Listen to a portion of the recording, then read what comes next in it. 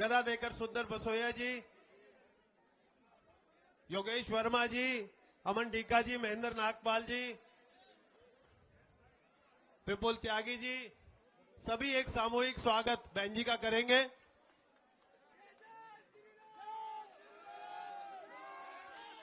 जय श्री राम, जय श्री राम, भारत माता की, भारत माता की, भारतीय जनता पार्टी, भारतीय जनता पार्टी, श्री नरेंद्र मोदी, श्री नरेंद्र मोदी, श्रीमती रेखा गुप्ता, श्रीमती रेखा गुप्ता।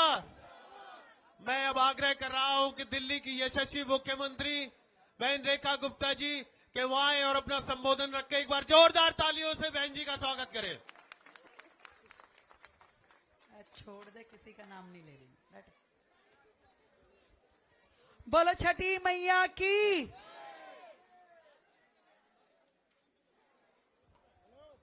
छठी मैया की। अरे भैया, इतने लोगों आगे से पीछे तक और इतना हल्के से जयकारा लगाओगे तो छठी मैया फिर तुमको क्या बोलेगी? कुछ बोलेगी? खाना नहीं खा के आए ना ये लोग? बोलो छठी मैया की। हाँ, अब कुछ आनंद आया।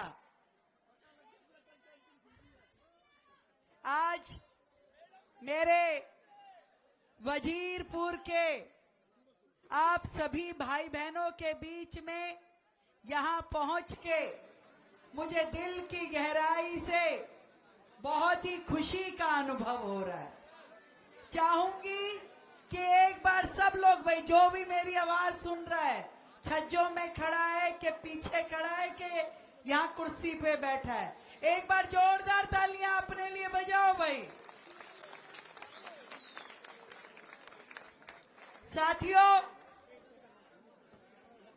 ये जो झुग्गी बस्ती है दिल्ली में, वर्षों से दिल्ली के अलग अलग हिस्सों में बसी हुई है। कोई 30 साल पुरानी है, कोई 40 साल पुरानी है और कोई उससे भी ज्यादा पुरानी है। दिल्ली में आए, गांव से अपने रोजगार के लिए, व्यापार के लिए और यहां आके बसे, मेहनत करी, मेहनत से अपने परिवार चलाया। पीढ़ियां बदल गई। आज की जनरेशन में तो जन्म भी सबका दिल्ली का ही है और वो सब आज दिल्ली का एक बहुत बड़ा हिस्सा है।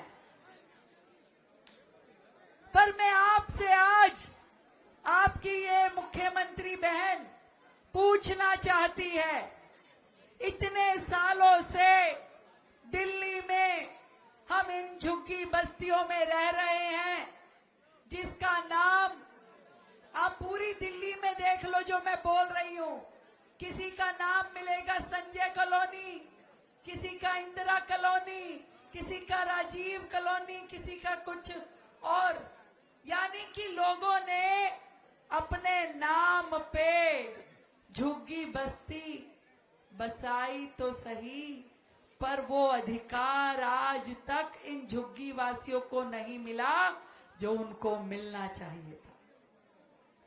गली, नाली, खड़ंजा, शौचालय, पार्क जैसी छोटी छोटी सुविधाओं के लिए रोजाना तरसना पड़ता है।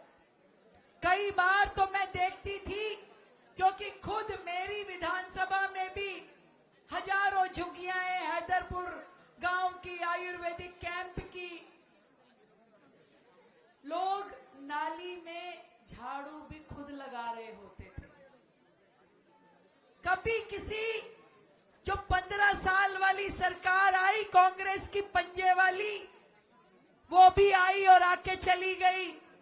फिर झाड़ू वाली आई, 11 साल आकर के राज किया, परंतु ना कभी पंजे ने, ना कभी झाड़ू ने गरीब का दर्द समझा। कभी कोई शौचालय ढंग के बने हो, कभी बच्चों के लिए पार्क हो, और भूल जाइए कभी किसी झुग्गी में बच्चों के लिए झूले हो, कभी नहीं दिए उन्होंने। एक ही नारा था कि गरीब को गरीब रहने दो, जहां पड़ा है रहने दो, और उसको डराते रहो बस कि अरे बीजेपी आई, ये हो जाएगा, वो हो जाएगा। साथियों, मैं आपको बताना चाहती हूं, अपने इन भाई बहनों को, 27 साल बाद दिल्ली में सरकार आई है, और एक षड्यंत्र चल रहा था दिल्ली में, षड्यंत्र कि कैसे ही सरकार के आते ही जानबूझ के तोड़फोड़ मचा दो, षड्यंत्र चल रहा था। क्योंकि कंप्लेंट लगाने वाले भी वो झाड़ू वाले थे, वो आप ही थे जो कंप्लेंट लगा लगा के कि देखिए इस जमीन पे बसे हैं, देखिए उस जमीन पे बसे हैं। यदि आपकी ये बहन उस समय खड़ी ना होती अंगद के पैर के जैसे, जम के यहाँ पे निर्णय ना लेती, तो ये झुग्गियां बचती नहीं, ये तो तोड़ने पे उतारू थे। इन झुग्गियों को बचा करके हमने दिल्ली में एक बहुत बड़ा निर्णय लिया, जो आदरणीय प्रधानमंत्री नरेंद्र मोदी जी ने कहा, और आज जो इस मंच से मैं आप सबके सामने कहने जा रही हूं, मेरी बात को ध्यान से सुन लो। कोई और नहीं बोल रहा, आपकी दिल्ली की मुख्यमंत्री आपको बोल रही है कि दिल्ली में एक एक झुग्गी को पक्का मकान आपकी ये बहन देगी।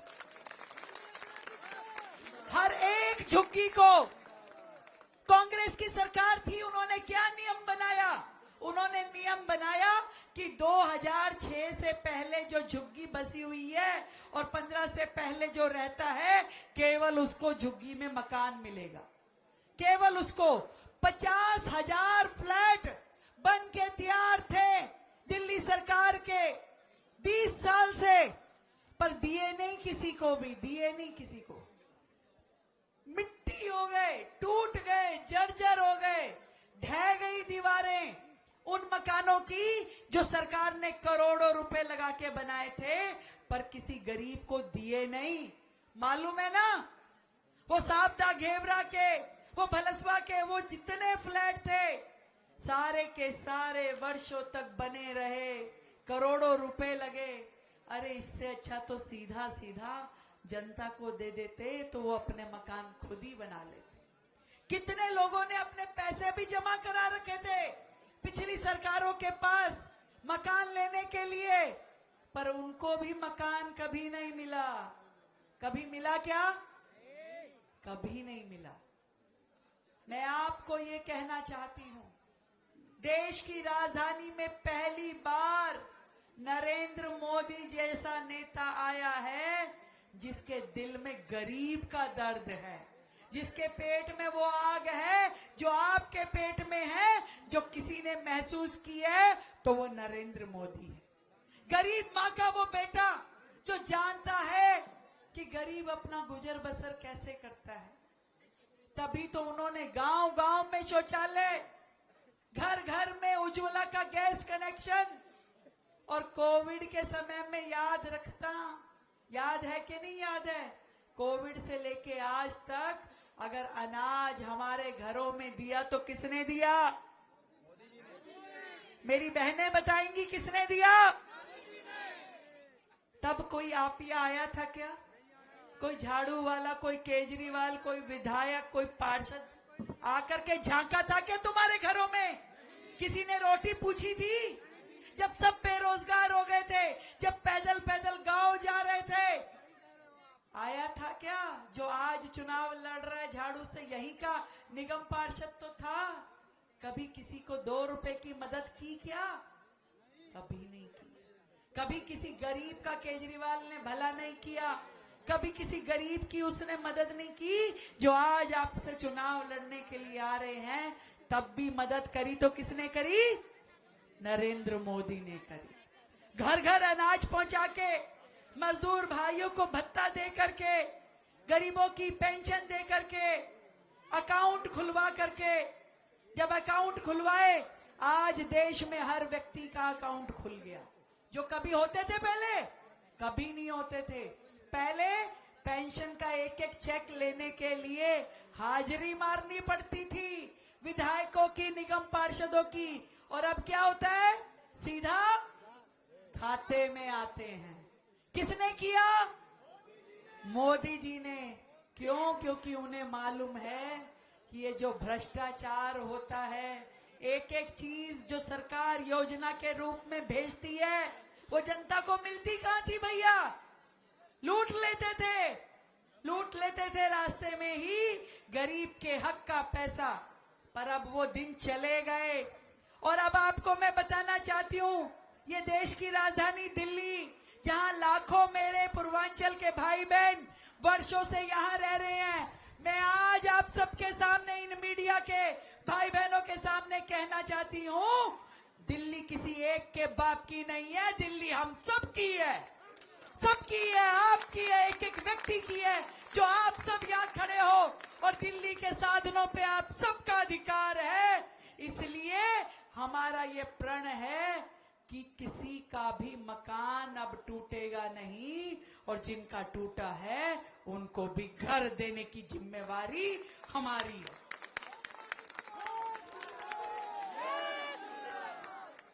चौड़े में कह रही हूं भैया, कोई किसी से घबराहट नहीं, डर नहीं, भय नहीं, कि एक एक गरीब के हित के लिए काम करेगी रेखा गुप्ता।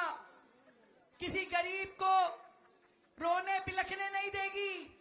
और ये जो लोग हैं जो ईमानदारी का नाम लेकर के आए थे शासन में, हम तो बड़ा, वो वही लोग हैं जो जाकर के शीश महल बना करके रहने लगे, और गरीब को एक पक्का मकान, एक छत नहीं दी उन्होंने, खुद शीश महल में रहे।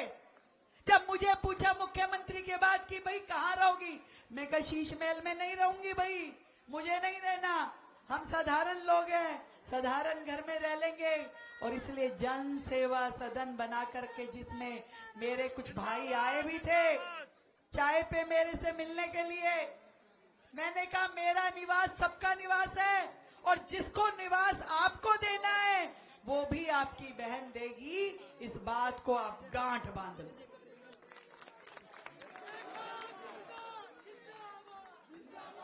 पहली बार दिल्ली में देखा ना छठ कितनी भव्य हुई, किस किसने देखा?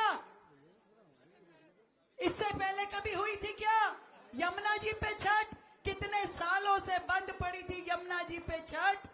वर्षों बाद आप सबके आशीर्वाद ने, जब आपने बटन दबा करके ये पूनम भारद्वाज को विधायक बनाया, तब जाकर के, जब आपने अपनी बहन को मुख्यमंत्री बनाया, तब जाकर के यमुना जी पे छठ शुरू हुई। और दिल्ली में पहली बार कोई मुख्यमंत्री खुद जाकर के सूरज को दोनों टाइम का अर्घ दे करके आई, खुद जाकर के। पूरे देश में जब मैं बिहार गई चुनाव में, तो एक एक बिहार वासी ने कहा कि दीदी, इस बार जो छठ हुई, गांव जाने की जरूरत नहीं पड़ी लोगों को। और एक और खुशखबरी देती हूँ भैया, सुन लो पूनम जी, 40 करोड़ रुपए की लागत से इंदरलोक मेट्रो स्टेशन से लेके आउटर रिंग रोड तक दोनों तरफ छठ घाट मैंने पास करवा दिया है। 40 करोड़ रुपए की लागत से वीना जी के कदम